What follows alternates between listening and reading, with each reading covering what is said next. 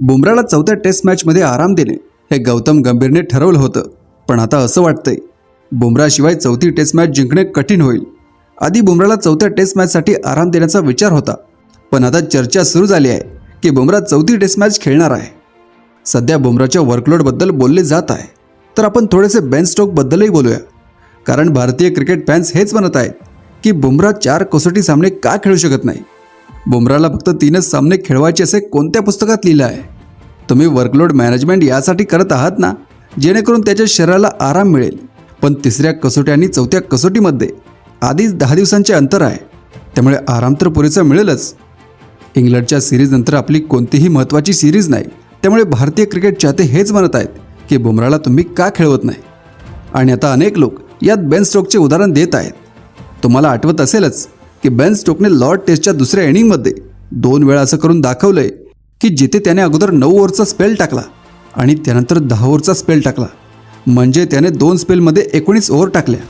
आजच्या काळात जिथे 5 ओव्हर्स टाकल्यावर फास्ट बॉलरच्या तोंडातून फेस येऊ लागतो, अशा काळात बेन स्टोक्सने इतके मोठे मोठे स्पेल्स टाकले।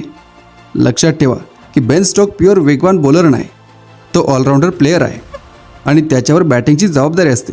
इतकेच नाही, बेन स्टोकवर कॅप्टन्सीचाही दबाव आहे, पण त्याने हा दबाव आपली ताकद बनवला आणि अशा वेळी जेव्हा कोणताही बॉलर विकेट काढू शकत नव्हता, तेव्हा त्याने वाढीव बॉलिंग स्पेल टाकले।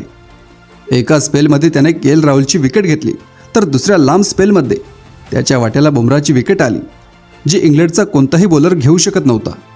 लोक बेन स्टोकच्या फिटनेस आणि कमिटमेंटची प्रशंसा करत आहेत। या माणसाने इतका मोठा स्पेल टाकला, बॅटिंग केली, कॅप्टन्सी सांभाळली आणि कोणतीही अशी टेस्ट मॅच नव्हती जिथे त्याला वर्कलोडच्या नावाखाली आराम दिला जात होता।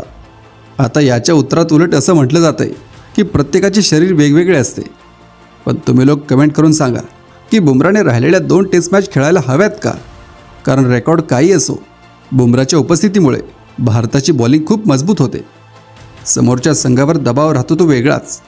वर्कलोड मॅनेजमेंटबद्दल तुमचे काय जे विचार असतील ते मला कमेंट करून सांगा।